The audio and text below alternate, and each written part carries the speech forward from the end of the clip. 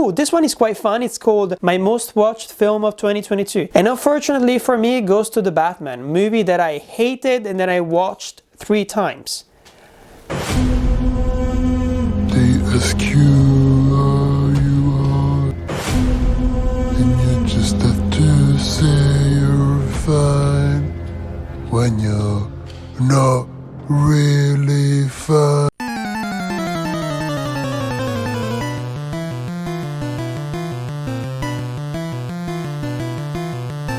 No! God, please, no! No!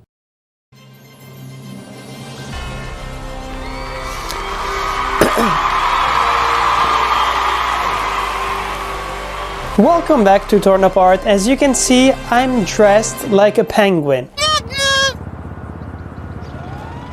What? Because today we're doing something quite special, something we did last year as well, but nobody seemed to care. But I don't care that you don't care. So here we go again. We're doing the Oscars. No, I'm just kidding. We're not doing the Oscars. We're doing the Torn Apart Oscars, which are way better, more diverse, and they basically are way more fun than the Oscars themselves. And you can definitely consider them as the official Oscars. Yeah, my ego is like huge right now. You have the biggest dick I've ever seen on a man. Thanks. Literally just because I'm wearing a tie. There is no other explanation. So today we're celebrating all the best things about 2022. And of course, I couldn't help myself, so I had to put some cringy stuff because I can't be positive for like 30 minutes straight. I need to put some awful stuff in it. So you'll see. But basically what I do in this video is that I combine the Golden Globes, the Oscars, and certain nominations that I invented myself because I'm incredibly clever to give you a glimpse of all the best things that came out in 2022. Are you ready? We're gonna be started with the best actress performances, and as you can see here, I wrote everything on these little tiny pieces of paper because the budget here went entirely into the renting of this suit. I'm not kidding. This is all fake. Even the background is fake. It's just CGI. And if you've seen more than one of my videos, you know that's a huge lie. But basically, the best actress performances of 2022 are Rebecca Hall in Resurrection, Michelle Yeoh in Everything Everywhere All at Once, Penelope Cruz in Competencia Oficial, Vicky Krieps in Corsage, Emma Thompson in Matilda the Musical, and Margot Robbie in Babylon. And the winner is Michelle Yeoh. Congratulations! You're the best actress of 2022. Something that explains why you still went looking for me through all of this noise. And why? No matter what, I still want to be here with you. Starring in the best movie of 2022 as well. At least that's what I think. It was really a tough competition because it's really hard to judge performances. And when it comes to performances, I always want to choose one that makes the film 100% better and that could literally not work without that performance. And I think that Everything Everywhere All at Once would never have worked without Michelle Yeoh, despite the fact that it's incredible on its own if you just look at the script or the special effects. But anyways, what's the next category? Oh yeah, it's a special mention. It's a special mention to Jenna Ortega because, as you know, the Academy doesn't give a shit about TV performances and they make distinctions in between main actors and side characters. I mean, at some point we'll probably start handing out trophies to just who's doing the best cameo. Yeah, I did that last year, right? Oh shit. Ryan Reynolds as the dude in Free Guy.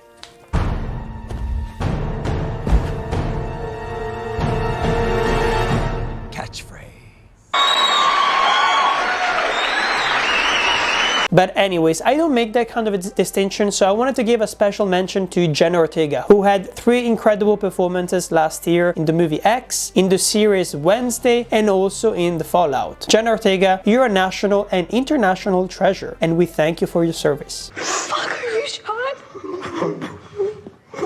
My brother.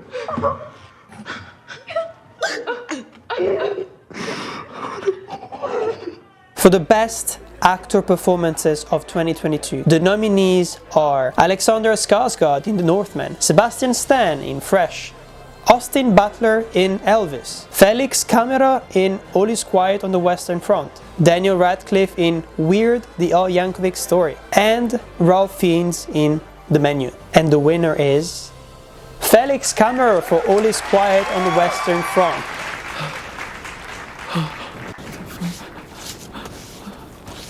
Je promets, je promets. Je promets.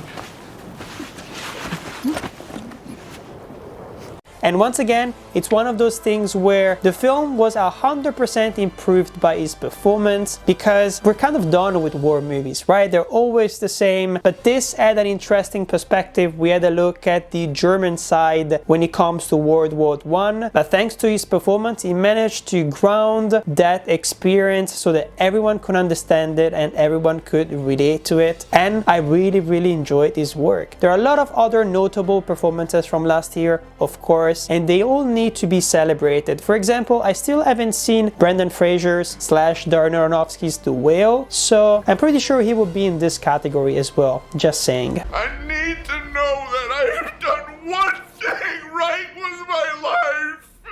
Oh, now we have a fun category, which is called the most cringe-worthy moments of the year. Fun, right? And here the nominees are Ethan Hawke sleeping shirtless in Black Phone. Look at those daddy titties. She-Hulk twerking in She-Hulk. Bit of an alliteration there. The entire movie Big Bug. The controversy from Don't Worry Darling. And the movie nobody asked for, which is called Hot Take, The Depp Heard Trial, starring Mark Apka, who is 19 years younger than the real Johnny Depp. And the winner is the last one. Of course it's the last one. It's incredibly ridiculous. Why? Why does this thing even exist? You're weird. And we should forget about that as fast as possible. Now here comes a category that I always enjoy talking about, because it's one of the aspects that I always look to the most when it comes to films, and when I try to figure out whether a film is actually worth anyone's time or not. I'm of course talking about cinematography. For me, the look of a film is one of the most important things ever. You could have a weak script, you could even have weak performances, but if the look of a film is interesting, you'll grab almost 80% of your audience attention. So it's definitely a powerful tool. But anyways, the nominees this year are The Northman, Everything Everywhere All at Once, The Batman, Emancipation, Avatar: Way of the Water, and Bardo False Chronicle of Handful of Truths. And the winner is Everything Everywhere All at Once, of course.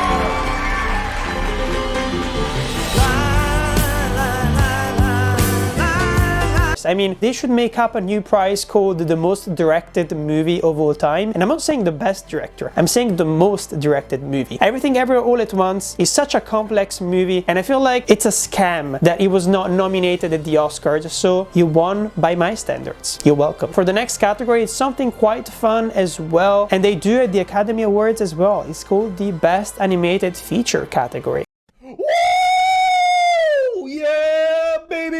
That's what I've been waiting for. That's what it's all about. Woo! Nothing weird, nothing different. But for me anyways, the best animated feature category was incredibly hard to choose for last year. We didn't have a lot of really strong additions, but the nominees are Mad God, Bubble, Intergalactic, Junkhead, and Guillermo del Toro's Pinocchio. And the winner is Guillermo del Toro's Pinocchio, of course. Wooden boy with the borrowed soul. Be his son, fill his days with light. Oh, what a day, what a day. I'm incredibly glad that there is so much stop motion animation representation from last year. I mean, 3 of the films that I cited before were stop motion animated films. They deserve all of our time. And no, I'm not nominating Puss in Boots 2. I don't want to watch it. I don't like cats. Why would I watch Puss in Boots 2? I don't believe you, all the people who said that it's an incredible movie. I'm not gonna watch it. I hate cats. That is my entire argument.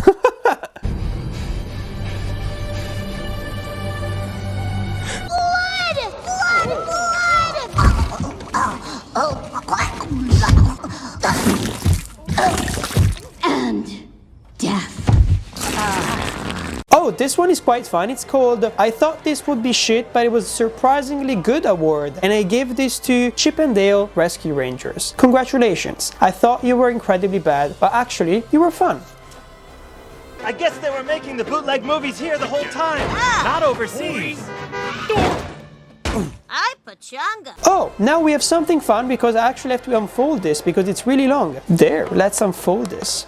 Fancy. And this one here is called Best Movie poster. Posters are incredibly important. A marketing campaign can make or break a movie at the end of the day, and a poster can 100% lead you into watching something or not watching something, and it's something that is not really valued that much when you think about it with the Academy or with anyone just in general. I mean, unless you're like a cinephile, then you definitely appreciate all the effort that goes behind making a really good poster. But anyways, the nominees for Best Movie Poster of last year are Tar, Next Exit, Barbarian, Everything Everywhere All at Once, Guillermo del Toro's Pinocchio, The Whale, Nope. I know what you're thinking, there is a lot of nominees, but just hang on with me, okay? The Batman, Fresh, Corsage, and White Noise. And the winner is Everything Everywhere All at Once. Surprise, motherfucker. By the way, feel free to stop and freeze frame to look at those posters and to compare and contrast them, because all of them are incredibly good, whether the design is minimalist or the complete opposite if you look at White Noise, for example. But I chose Everything Everywhere All at Once mostly because we don't really get a lot of maximalist posters that work well. And just to let you know, 3 of the posters that I talked about, like literally like 10 seconds ago, were designed by the same person, and it's a Taiwanese American artist called James John. His work is amazing. You definitely need to check it out, because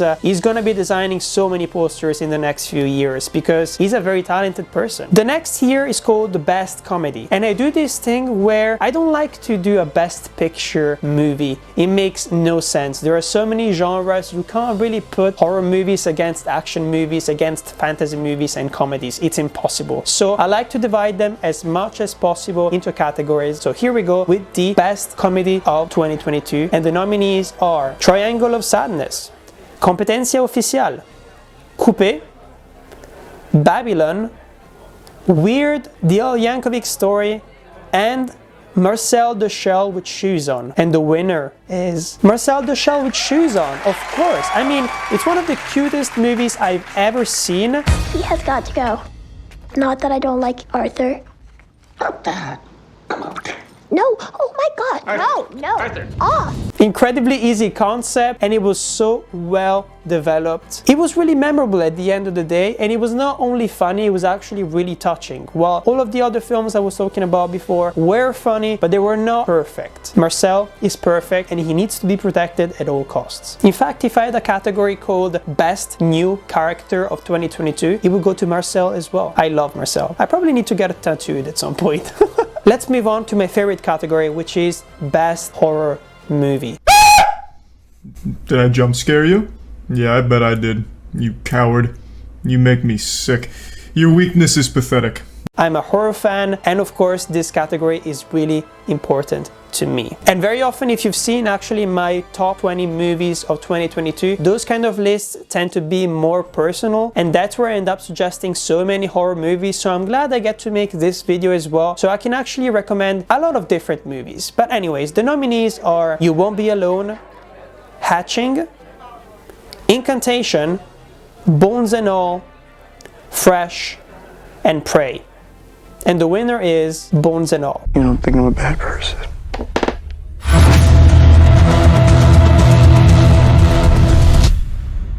I think is that I love you. I mean, it's definitely ballsy. Without a doubt, one of the best movies Luca Guadagnino has ever made. Very tonally consistent, good length as well, incredible performances. It's incredibly gory, which I was really surprised to see, especially for a movie that won the Golden Lion at the Venice Festival in September. I was so incredibly surprised. But even though all of the other films were really good, this was just the most memorable and also the most interesting when it comes to the themes themselves. I also really like the fact of doing elevated horror for cannibals. I feel like we've never done that before, so I'm happy it exists. Oh, the next one is still related to horror, and it's called the Mia Goth Award. Because last year Mia Goth was incredible. She did a shit ton of stuff. She was in X, of course, but she was not only playing the main character, she was also playing the old lady, in case you didn't know. And of course, she played the main character in Pearl, and she was incredible in that as well.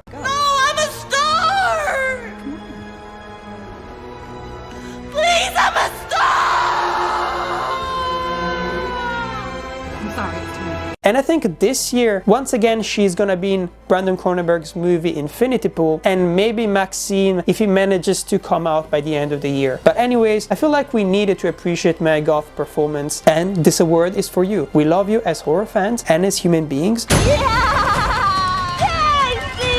The next one is called the Best Science Fiction Award. The nominations are Everything Everywhere All at Once, Vesper, Crimes of the Future, Avatar, The Way of the Water, and Nope.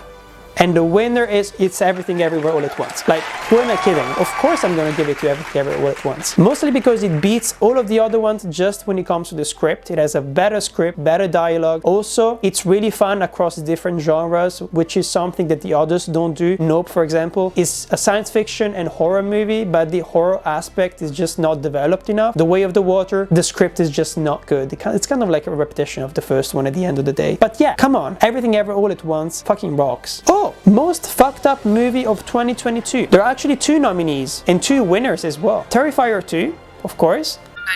911. Do you have an emergency? And Tobey Maguire as the creep from Babylon. That's not a movie, but okay, Patrick was writing the script. I will allow you that. He was incredibly creepy. It looked like he turned into the Green Goblin. Can you imagine like waking up in the middle of the night and seeing that face? Ow! Jump scare. This is a really important category that is never represented across the big festivals and awards out there. It's the Best Directorial Debut category. So, the Best Directorial Debut nominees for 2022 are Mimi Cave, Fresh, Goran Stolevsky, You Won't Be Alone, Domi Shi for Turning Red, Carlota Pereda for Piggy, Fletcher Moules for Intergalactic. And this one was really hard. I decided to give it to Goran Stolevsky for You Won't Be Alone.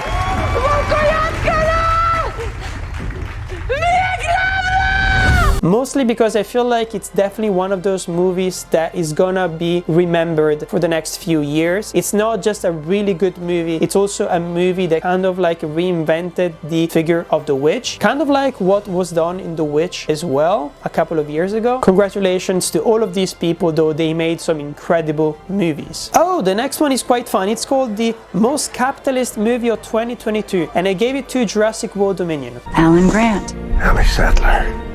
Alan. And you can guess why. First of all, they lied to us. They said Jurassic World Dominion was actually gonna be good. It was incredibly shit. They put all the people that we love in it as well, even though they didn't really need to be there. And they managed to make it not fun. Dinosaurs, come on, we love dinosaurs. They tricked us. They tricked us once again. They put us in yet another park. No, the premise was dinosaurs in the city. So don't go to the park. We don't wanna be in the park. Bad marketing. Shut up! Shut the fuck up! I will shit in your mouth! I will shit on you! The next category is Best Drama. It's really hard, of course, to say what a drama exactly is, especially because drama kind of tends to mix with other genres as well, like comedy, like psychological, horror, thriller, or even erotic, who knows. But anyways, my nominees for Best Dramas of 2022 are La Nuit de 12, 13 Lives, which is better than the documentary, The Wonder, Flux Gourmet, The Banshees of Inisherin, and Bardo, False Chronicle of a Handful of Truths. And the winner is Banshees of Inisherin. Congratulations. I have a set of shears at home, and each time you bother me from this day on, I'll take those shears and I'll take one of my fingers off with them, and I'll give that finger to you until I have no fingers left. Does this make things clearer to you? Not really, no. Starting from now. I mostly decided to give it to this movie here because I was so incredibly surprised. I feel like for a movie that has such a strong and easy concept slash premise, it just keeps your attention throughout the entire movie and still manages to surprise you. And it's also incredibly interesting when it comes to its message and its themes. It's incredibly well shot as well. Strong performances. I had to give it to that one. We've come to the end of our programming for today, but I didn't want to leave this category out. Mostly because we have to appreciate TV as much as we appreciate movies. You may have us, but you'll never get off the island. I beg to differ, for you see, the other raptors and I have constructed a crude suspension bridge to Venezuela. Once there, I shall lie low and assume odd jobs under the name Mr. Pilkington, but perhaps I've said too much. I still don't understand why in the US they want to separate movies from TV so much, especially when TV is most of the times way more interesting than the movies that we get these days, and it sticks for longer as well. I mean, I've had so many different discussions about Wednesday, House of the Dragon, and recently about Last of Us, more than for certain movies in general. But anyways, the nominees for the best shows of 2022 are The Sandman, House of the Dragon, The Andy Warhol Diaries, Guillermo del Toro's Cabinet of Curiosities, Cyberpunk Edge Runners, and Tim Burton's Wednesday. And the winner is... I forgot who it is. House of the Dragon. Congratulations. King Viserys of House Targaryen, the first of his name, King of the Andals, and the Rhoynar, and the First Men, Lord of the Seven Kingdoms, and Protector of the Realm.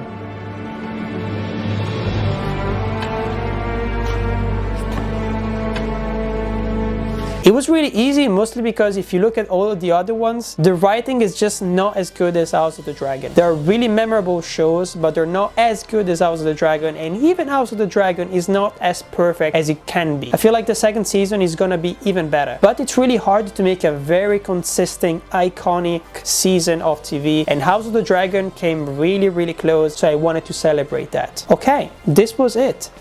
We did it, Patrick! After all these years, we run Bikini Bottom. I hope you enjoyed this way more than the Oscars that are coming out this week. Yeah, they're programmed for this week, and that's exactly why I wanted to make this video here. I hope you enjoyed the nominees. Let me know down in the comments who you would have chosen as winners for each category that I mentioned today. Don't forget to like and subscribe. Every single like that you drop will go to the team behind Everything Everywhere All at Once, because they deserve all of our love and appreciation. And I just want to say that I believe in the Daniels before they made this film. Yes, I'm a stan since Swiss Army Man. I'm obsessed with Swiss Army Man, and you need to watch it. I'm Patrick, and this is Torn Apart. Back in the 90s, I was in a very famous TV show. People don't like other people's farts. Oh, wow! Wow! Da da da da da da da da da da. Da da da da da da da da da da da da da da da da da.